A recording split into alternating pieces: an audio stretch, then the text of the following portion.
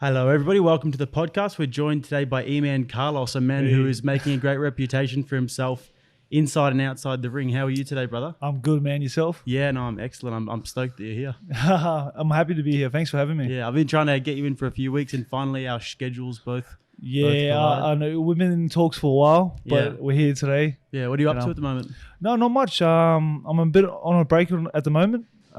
Just enjoying the time off, and then big year next year. That's what I say, and just refreshing the body, refueling, and just looking forward to the following year. So were you meant to be fighting before the end of the year, or were you originally planning to be fighting before the end of the year, or was the plan always to have a bit of time off? There were a few things in the pipeline, but after I know I've only had 2 fights this year, but there've been 2 hectic fights, and I experienced my first 10-rounder, and then after that against West Kappa, and I fought, and I told my team that I think maybe the best option was to just have a bit of a rest and then refresh and then go hard 2020. Would you say that was the biggest victory of your career? By far, biggest victory. And the fight before that against Wayne Ryan was absolute war, and I was happy to walk away with a win. 2 big challenges. Yeah, so it's only been 2 fights, but I'll say it's been a hectic year. Yeah, 4-fight winning streak now for you, right? Yes, 4 wins. And then before that, you fought Cowboy Richie, and you took that on a week and a half notice. Yeah. Yeah. Looking back in hindsight, that you've shared the ring with Cowboy, and now with his tragic passing, how does that sort of sit with you now? It hasn't quite sunk in. Still a little bit of shock about the news, but I'm really honoured to have shared the ring with Dawai Richie. It's been an honour, and besides all of that, it's been great. We still kept in contact after. We were actually training partners, sparring partners, but it hasn't quite sunk in yet. I'm still now a bit sad what happened. Yeah, no, it is devastating, mate, and the whole boxing community, and obviously the Team Alice GoFundMe 100%, for his family is still going. So guys, if you're listening, go get on that.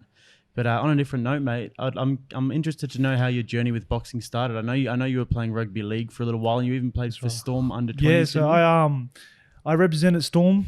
They have this thing called the SG Ball competition, which is basically the under 18s of NRL. So it's like your top under 18s, and every week we would fly down to Sydney and compete against your other NRL clubs. So I represented Melbourne Storm. I got a call up, and I got a opportunity to try out for the under 20s. Yep. I actually made the squad, but one thing led to another. It didn't quite work out. I dislocated my shoulder twice, and just didn't pan out what I wanted. And I went through a hard stage at that time, especially at 18. If having a dream towards a rugby league career, and then just not quite catching the train and getting told that it's not the career that you have to pursue. So I went through a hard stage, but when one door closes, another one opens, and that's how I found boxing. It must have been a difficult time for sure, because you would have gone through all your teenage years, played all your rep rugby, just working towards this, conditioning yourself to then eventually take that next step. But it's just so fragile. It is, these careers, especially these sports that are so full on like rugby and like boxing as well. You can't take 100%. It for granted. Yeah, so just like with boxing and rugby, I sacrificed a lot as a kid. And I just put all my eggs in the one basket. Then when I got told you can't play rugby anymore, then I was just a bit of a heartbroken. So your physique must have changed quite a lot since. It did all. Before, I had a few fights in the association down at Brunswick. A lot of wins, a lot of losses. It was up and down. Then I done my shoulder. Taken about 2 years off. I started doing a lot of weights, and I was sitting about 95 kilos. And then, wow. So I was a heavyweight. Then I got a call up to get the surgery on my shoulder at 95. So I thought, you know what, stuff it. I'm gonna have a fight at super heavy. Yeah. So I fought at super heavyweight. I would never do it again. I ended up winning. The guy was about 10-0. Wow. But then I got the surgery, and I thought, you know what, since the rugby was all finished, why not I give boxing a try? I've kind of been around the environment. My father was a ex-fighter himself, so Seeing him train and prepare fight was always motivated or inspired by what he done. So I thought I'd give it a crack, and I haven't looked back since. With your father as well, do you have much of a memory of his fighting career? Yeah, I do a little bit. Like I said, like him just what really He's with us in the house today, by the way. So shout outs. Yeah, what really interested me was him preparing for fights. It was something that I really, really liked. We got many photos at home and trophies, and it's definitely a motivation for me. And something for you to obviously aspire to as well, Exactly, to get to those sorts of levels too. Yeah. Yeah. So then you made the transition from rugby to boxing, and I'm interested about the physique change over time. Did you have to sort of monitor your program so you weren't as weights heavy, or like when I had that fight at super heavyweight, I knew that it's definitely not my weight. But as I kept training, it just kind of came off, and I ended up being just middleweight. Like just my natural weight. Boxing is a high intensity sport, and I just naturally dropped the weight. I had my first professional fight at super middle, 76. But besides all that, I didn't really struggle to make weight. Really? And then what about the different training regimes? Was it really like a shock to you having, probably eating rice and meat the whole time while you're doing it? It's all like, even till now, it's still like boxing salads. It's even till now, like I'm still learning about myself, my body, about food and stuff. But besides all that, just the work rate of boxing just strips all my weight down. So you've been active for 4 years now in the pro scene? Probably this will be my third year as a professional. Third year as a professional, man. That's so. So everything's happening so quick. I never expected to be where I am now. And I definitely was one of my biggest goals before I even started was to be ranked number 1 in Australia, the Australian National Boxing Federation, and I've accomplished that. And now, sky's the limit, I guess. So, absolutely. And you're 26? 27. So you really haven't hit your physical peak yet either. So it's really exciting, Men normally tend to hit their physical peak around 30 sort of things. So would you agree? I hope so. I hope you're right. Yeah, let's hope so as well. You were meant to fight Tim Tszyu as well. Yeah, so that was actually I was 3-0 at the time, and he was 4-0. They offered me the fight. I accepted the challenge, and it's a very unusual sort of fight to happen, seeing as though you were both undefeated big prospects. Actually, I thought that he overlooked me.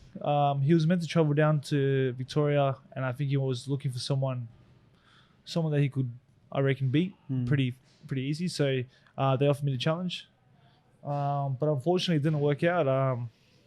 I think that coming to the fight, I would have spoiled that record. I reckon I was probably a little bit of a threat to that, to his record. Really? And I don't think he was willing to take the risk. But now, I mean, almost the boxing gods would smile on that because now you guys are both like stars in Australia on the boxing scene, And thanks, Jake. And that sort of matchup is people like me lick their lips at the potential. I'm really there will be an awesome fight, and I'm hoping that does come true. Yeah.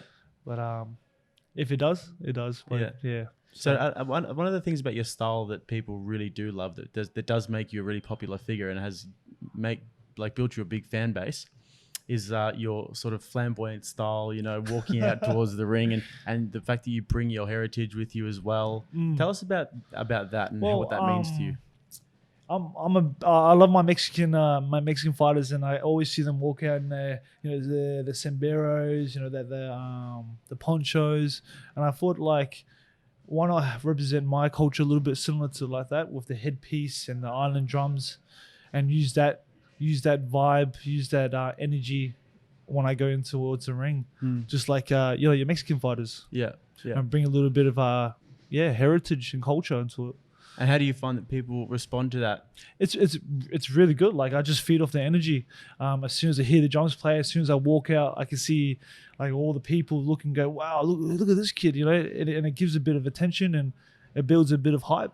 Yeah. And I guess I just feed off that energy. Yeah. And how are you feeling when you do go into in terms of your mentality? Would you say that you're a confident fighter beforehand? Everyone's kind of different. I actually work off my nerves.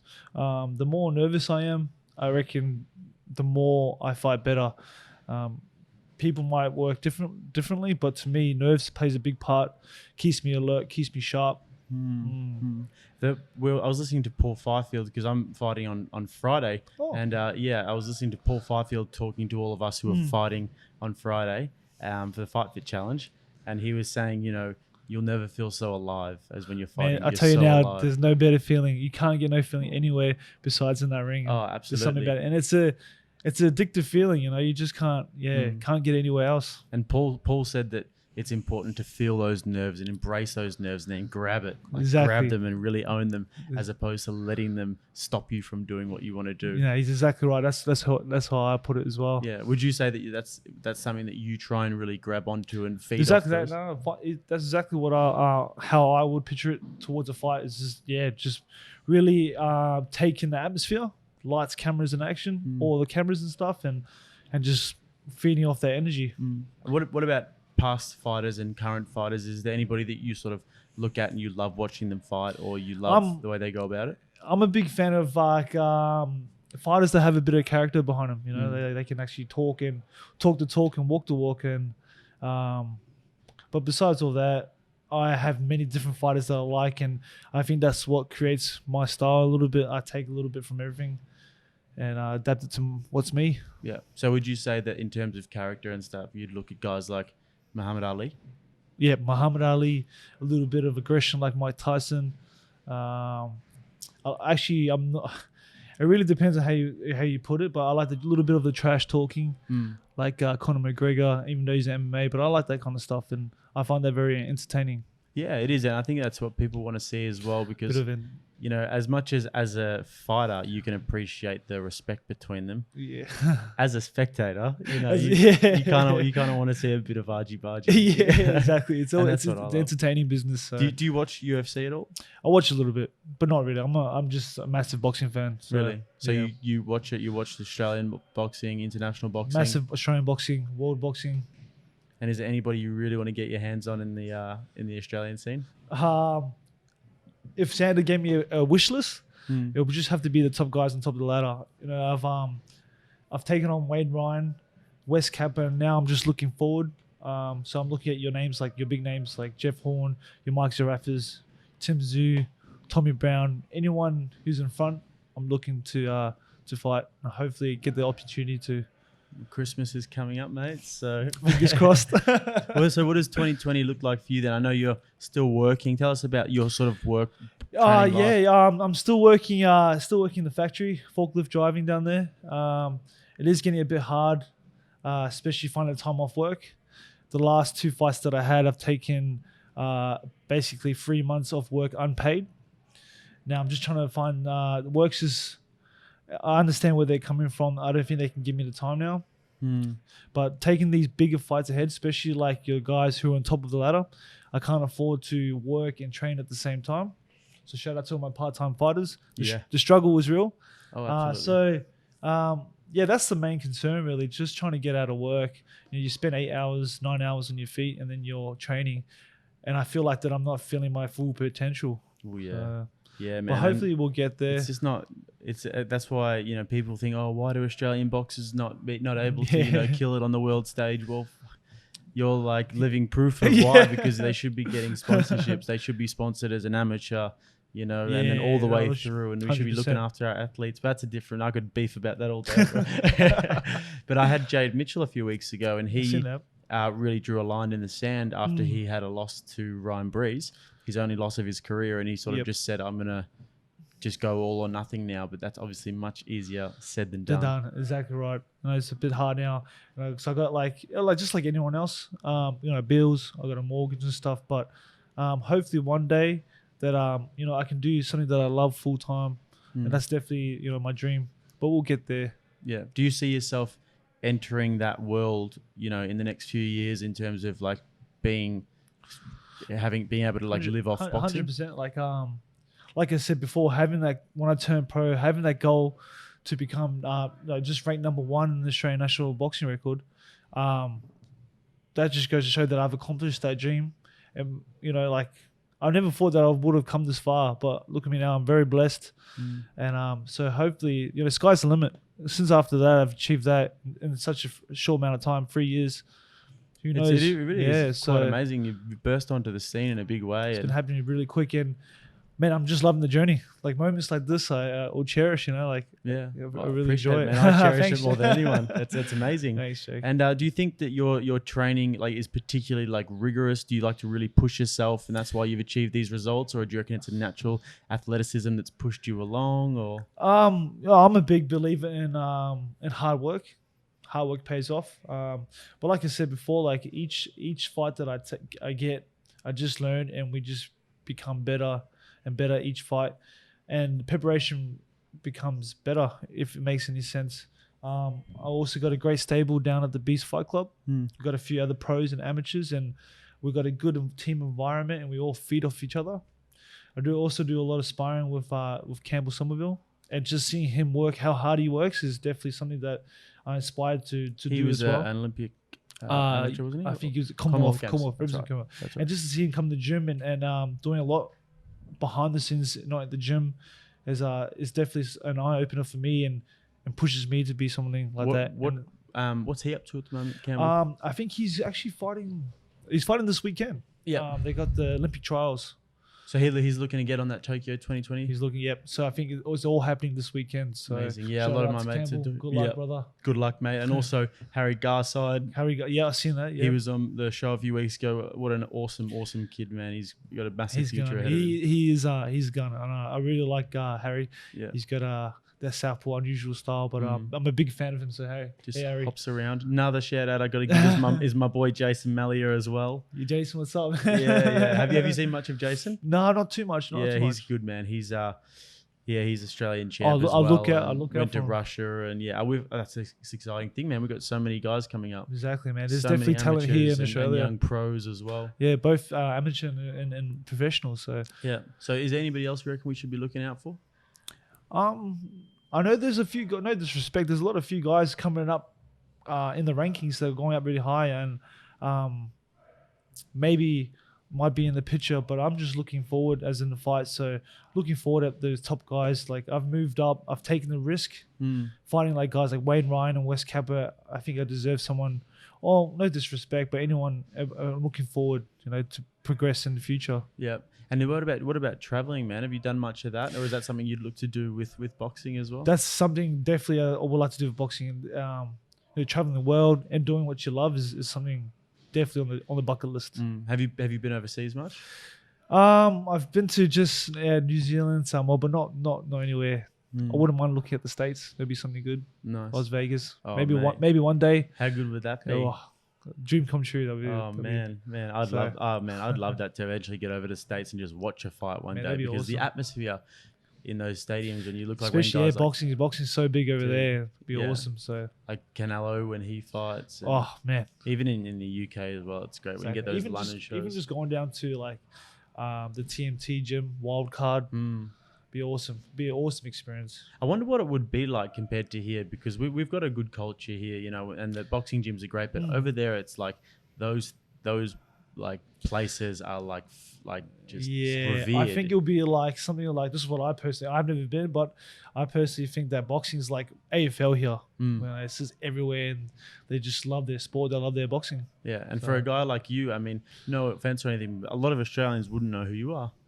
But if there's like a guy who's top of the pile in American boxing, they don't pay for anything. They're like top of the pile. Well, hopefully now, because at the moment Australian boxing is getting very exciting. Like you got the new generation of boxing, and I'm lucky enough to be around now, I reckon, and it's just looking better and better. Man, really, honestly, like you look at Jade Mitchell getting on Fox Sports, and I saw.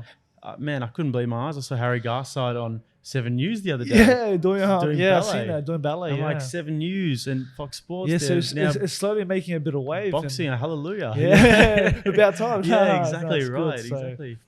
So hopefully you're on that train as well, man. I think you definitely will be. Would you want to go on do those Fox Sports shows or? 100%. Anywhere I can just seeing myself on TV, I feel kind of like a little bit famous, you know. Yeah, no, man, But, that's it, bro. But we'll get there. I know it's going to take a lot of hard work, but yeah. We'll eventually You hopefully don't get do this there, hard so work for chump change. That's you know? exactly right. You gotta have your So- eyes on the prize. Yeah. So a few years down the line, man, what is the ideal scenario for you and your team? So like I said, everything's happening so quick. I'm just looking to do the best I can in the sport and just giving it my all. Like I don't want to look back when I'm older and say, man, if I tried a little bit harder, I could have, got a world title shot. I'm just so right now I'm just basically just going hard and making the most of it and enjoying the journey, the memories and the friends I've met along the way. So Yeah, well, man, you're so humble about it all. Oh. I'm trying to get you to big yourself up here. Like I'm the man. I gotta work on a little bit of my trash talking here. You said you like trash talk. Give us some. Come on, Who's man. a prick? I gotta work on it first. Nah, that's it. No, don't change, man. Stay the way Thanks. you are. Thanks, And Jake. when do you have an idea of when you're going to be fighting next? Or We're in talks. Nothing's 100% yet. Just in talks with Shamrock and Bowie as well, and we're all in talks now. I know it's a little bit early, but we're starting to make some moves. Yep. So do you have a month in mind that you'd like to return 2020, or just early 2020 or mid, or Probably early 2020. Yeah. I just want to start the year on a high. I want to just go hard and make the most of it. awesome, man? Well, So- tell everybody where we can find you. I mean, in your social medias. Yeah, And check me out on Facebook, Eman Carlos. Also on Instagram, same as that. Give us a like, give us a follow, and support. Appreciate all the support. yeah, I can and get, you're so- posting regularly as well. It's not going to be a dead page, Yeah. Posting regularly. Get to see all of his 100%. stuff. So get on there, guys. This is one of the top guys. And if you Thanks, say Jake. you're a boxing fan, get on it and support your boxers. All right. Thanks, Thank Jake. you so much, Appreciate it, brother. man. Thanks for having me. Appreciate it, man. Cheers, See you guys. guys. See ya. Bye.